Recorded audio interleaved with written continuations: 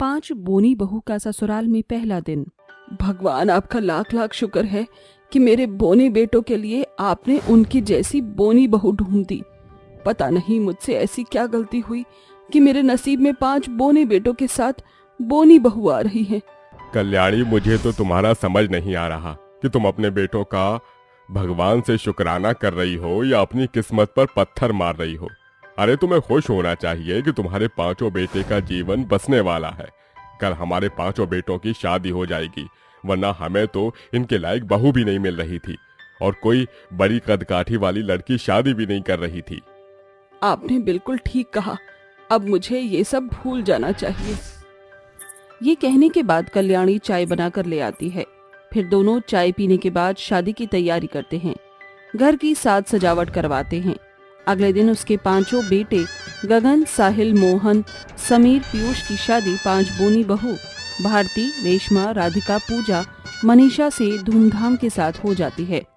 जब वो दरवाजे पर उनका गृह प्रवेश करती है तो कल्याणी को झुककर आरती करनी पड़ती है। आह, मेरा घुटना। अरे कल्याणी, तुम ठीक तो हो ना? हाँ जी, मैं ठीक हूँ।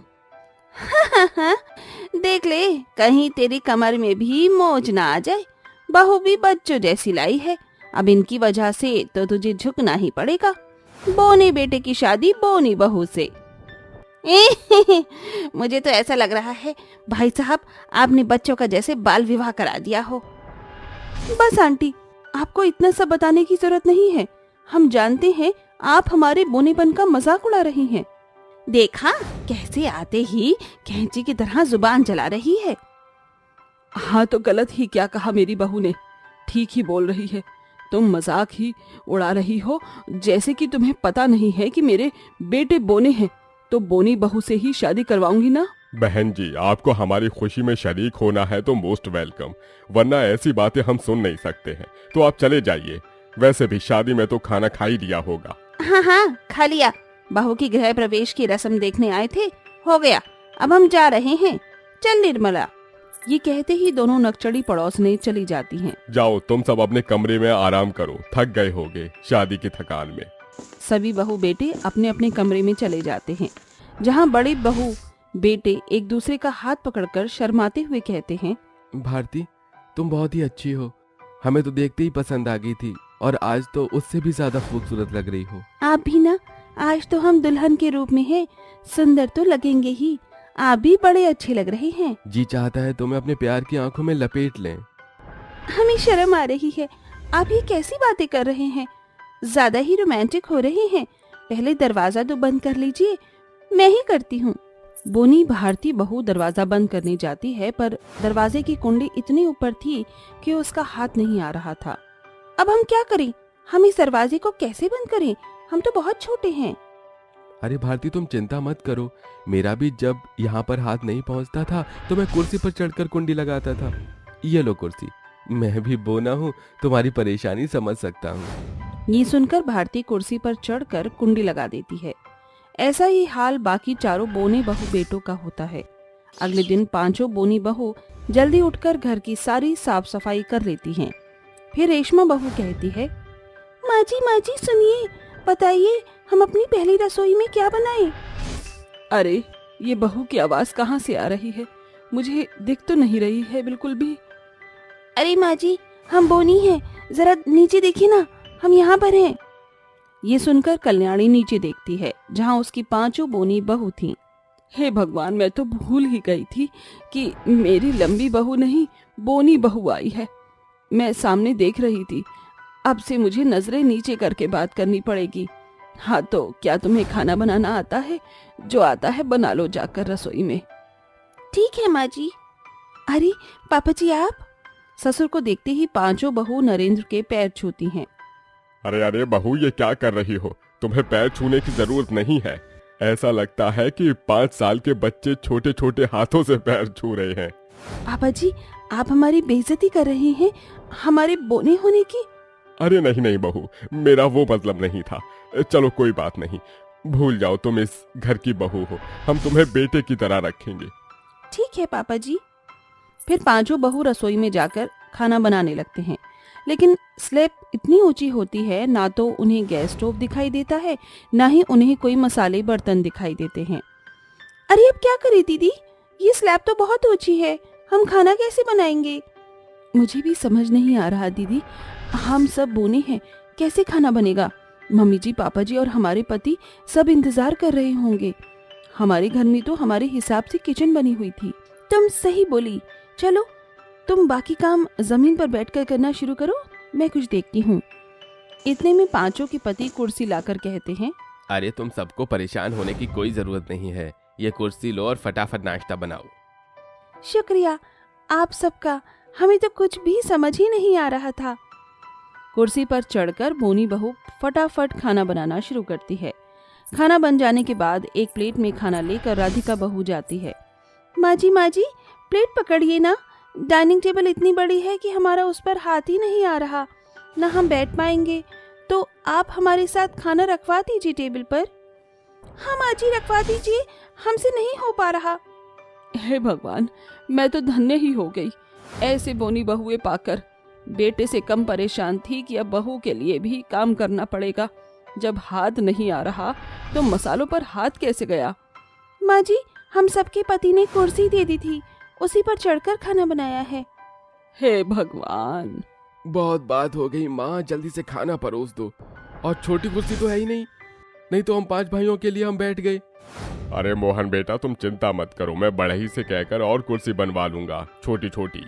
माँ जी हम छोटे हैं, आपको परेशानी हो रही है। अब क्या ही बोलूं मैं, छोड़ो। आ जाओ तुम पांचों भी। नहीं माँ जी, पहले आप सब खा लीजिए। इसके बाद सास ससुर अपनी पांचों बोनी बहू के हाथ का खाना खाकर बहुत खुश हो जाते हैं और उपहार स्वरूप सोने का सिक्का देते हैं। अरे दिल जीत लिया बहू तुमने हमारा। अरे बहू, फ्रिज में तरबूज रखे थे, जरा तरबूज निकाल कर ले आओ, मैं काट देती हूँ। माँ जी मैं लेकर आती हूँ। ये बोलकर रेशमा बड़ी मुश्किल से डबल डोर फ्रिज खोलकर एक तरबूज हाथ में लाती है, जो कि भारी होने के कारण उससे संभल नहीं रहा था। माँ जी जल्दी पकड़िए, बहुत भारी लग रहा है, कहीं मेरे हाथ से तरबूज गिर ना जाए। हे भगवान, एक तरबूज नहीं उठ रहा तुझसे, खुद 15-20 किलो की होगी, फिर भी ये 2 किलो का तरबूज नहीं संभल रहा। तभी कल्याणी उससे तरबूज ले लेती है और पड़ोस ने आकर कहती हैं, बोनी बहू से शादी करेगी, जिनके हाथ पैर छोटे हैं तो एक तरबूज भी कहाँ से संभालेंगी। कल्याणी, आज तेरी बहुओं का ससुराल में पहला दिन है, वो भी सुबह सुबह यह हाल है, पता नहीं जिंदगी कैसे कटेगी। मुझे तो लगता है ना, ये बोनी बहू किसी काम की नहीं है, उल्टा कल्याणी तेरी वो सिरदर्दी ही बन गई है। मैं कह रही हूँ ना, इन छोटी छोटी बहुओं को इनके वापस घर भेज दे, इससे बढ़िया तू अकेली रहती अपने 5 बेटों के साथ। ये सुनकर पांचों बहू की आंखों में आंसू आ जाते हैं। आपको शर्म नहीं आती आंटी? 5 नई नवेली बहुओं को उसी के ससुराल में आकर पहले दिन घर उजाड़ने की बातें कर रही हैं। हमारा क्या दोष है अगर हम बोनी हैं तो? भगवान ने सबको एक समान तो नहीं बनाया, जैसे कि आपका काली है, दूसरी वाली आंटी का मुंह ज्यादा खुलता है। दुनिया में हर तरह के इंसान होते हैं, काले गोरे, मोटे लंबे, पतले छोटे, अहंकारी, अच्छे स्वभाव के, और मेरे ससुराल वाले हमें एक्सेप्ट कर रहे हैं, तो आपको क्यों इतना कष्ट हो रहा है? मैं बहू की बात से सहमत हूँ, तुम्हें क्यों इतनी परेशानी हो रही है?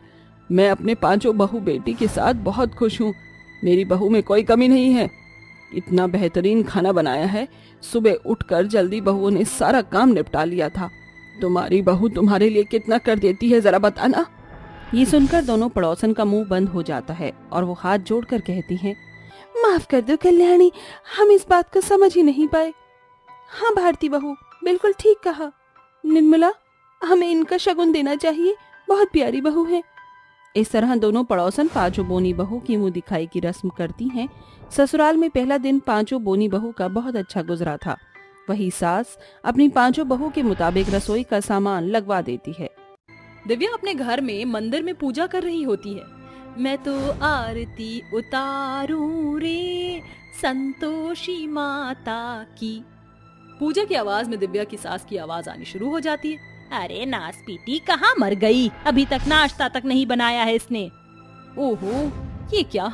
माँ जी आज इतनी जल्दी उठ गई, अभी तो मैंने अपनी 5 माताओं को अच्छे से आरती भी नहीं गाई। ऐसा कहने के बाद वो आरती गाना शुरू कर देती है। अम्बे तू है जगदम्बे काली, जय दुर्गे खप्पर वाली, तेरे ही गुण गाएं आरती ओ मैया, हम सब उतारे तेरी आरती। अरे ये आरती गाना बंद कर, जब देखो ये कल्लो मैया आरती गाती रहती हैं। अरे इसको और कोई काम नहीं है क्या? अरे आती है या नहीं? दिव्या जैसे तैसे करके अपनी 5 माताओं की आरती उतारती है, जिसके बाद वह सीधा रसोई में जाकर नाश्ता बनाती है। नाश्ता बनते ही वो सबसे पहले अपनी सास के लिए नाश्ते की टेबल पर नाश्ता लगाती है। ये लीजिए माँ जी, नाश्ता तैयार है। दिव्या का बनाया हुआ नाश्ता जैसे ही सरोज खाती है, वो पहले निवाले के साथ सारा खाना हाथ मारकर टेबल से गिरा देती है। अरे कल्लो मैया, अपने गंदे हाथों से ये क्या बनाकर लाई है तू? ना तो इसमें नमक का स्वाद है, ना ही मिर्ची का। माँ जी मैंने तो सब कुछ बराबर ही डाला था। तभी सरोज दिव्या के दोनों हाथों को पकड़कर मरोड़ने लगती है। इन काले गंदे हाथों से तू नाश्ता बनाकर लाई? अरे तुझे कितनी बार कहा है, जब भी तू खाना परोसती है हाथों में ग्लव्स पहना कर। तेरे इन गंदे हाथों का खाना मैं खाना पसंद नहीं। दिव्या के हाथों में दर्द होने लगता है और वो अपनी सास से कहती है, मुझे छोड़ दीजिए माँ जी, मेरे हाथों में दर्द हो रहा है, बहुत ज्यादा दर्द हो रहा है माँ जी, छोड़ दीजिए। अभी के अभी जा और ग्लव्स पहनकर नाश्ता बना। दिव्या अपनी सास की ऐसी बात सुनकर चुपचाप रसोई में जाती है और हाथों पर ग्लव्स पहनकर नाश्ता बनाती है और सरोज के लिए लेकर आती है। उसके हाथों में ग्लव्स देखकर देवेंद्र कहता है, अरे लगता है सुबह ही सुबह तुम शुरू हो गई। देखो किसी को इतना सताना भी अच्छा नहीं होता। अजी आप तो अपना मुंह ही बंद रखो तो ही अच्छा होगा। तभी वहाँ पर चिराग आता है। अरे वाह चिराग, तुम आ गए, रुको मैं तुम्हारा नाश्ता खुद अपने हाथों से लगाती हूँ। कितनी बार बोला है माँ, इन्हें सुबह के समय इनके कमरे में रहने के लिए कहा करो। मुझे सुबह सुबह इनकी काली शक्ल देखने का बिल्कुल मन नहीं होता, अब मेरा पूरा दिन बर्बाद हो जाएगा। अरे चिराग, ये क्या बदतमीजी है, ये तुम्हारी बड़ी भाभी है। पता नहीं आप लोगों को हो क्या गया है। अरे इतनी काली लड़की हमारे घर की बहू बनने के लायक भी है। और हाँ पिताजी, मैं इन्हें अपनी भाभी कभी नहीं मानने वाला। ऐसा कहने के बाद चिराग वहाँ से अपने कॉलेज चला जाता है। अरे कल्लो मैया, अब तो तू खुश हो गई, मेरा बेटा तेरी शक्ल देखकर नाश्ता भी नहीं कर पाया। अरे जा, अब अपने तवे जैसी काली शक्ल लेकर यहाँ से चली जा। सरोज की ऐसी बातें सुनकर बेचारी दिव्या रोते हुए अपने कमरे में जाती है और अपनी 5 माताओं से कहती है, माँ क्यों मेरे साथ इस घर में ऐसा होता है? कोई मुझे कुछ नहीं समझता, आखिर मेरा क्या कसूर है? आपने मुझे इतना काला क्यों बनाया? अगर मैं भी गोरी होती ना तो ये कभी ना होता। ऐसे ही बेचारी दिव्या रोजाना अपनी सास और देवर के कड़वे बोल सुनती रहती है और ना चाहते हुए भी उसे उस ही घर में रहना पड़ता है। एक दिन दिव्या रसोई में रोटियां बना रही होती है। ओहो, बहुत ज्यादा गर्मी है, इतनी गर्मी तो बर्दाश्त भी नहीं हो रही, थोड़ा सा पानी पी लेती हूँ। दिव्या फ्रिज खोलकर पानी पीने लगती है, लेकिन इतने देर में तवे पर रखी हुई रोटी जल जाती है, जिसकी बदबू से सरोज रसोई में आती है और गुस्से से आग बबूला हो जाती है। ये क्या है? ये सब क्या चल रहा है? अरे एक तू कम थी क्या इस घर में, जो अब तूने अपनी जैसी शक्ल की रोटियां भी बनाना शुरू कर दिया? माँ जी दरअसल मैं पानी पीने आई थी, पता ही नहीं चला कि रोटी कब जल गई। अरे मुफ्त की तोड़ने में ज्यादा ही मजा आ रहा है तुझे, तुझसे घर तो संभाला नहीं जाता, ऊपर से मुंह जोड़ी करवा लो। माँ जी मैंने आज तक आपको कभी पलट के जवाब नहीं दिया, आप ऐसे क्यों बोल रही हैं? अरे कुल्टा, ये जो जवाब पे जवाब तू दे रही है ये मुंह जोड़ी नहीं है तो क्या है? तो जैसी कल्लो मैया मेरी बहू नहीं हो सकती, निकल अभी के अभी, तू इस घर से निकल जा, मुझे तू इस घर में एक पल भी नहीं चाहिए। ऐसा कहने के बाद सरोज दिव्या के बाल पकड़ते हुए उसे घर से बाहर खींचते हुए लेकर जाती है। नहीं माँ जी, मुझे घर से मत निकालो। माँ जी मैं कहाँ जाऊंगी?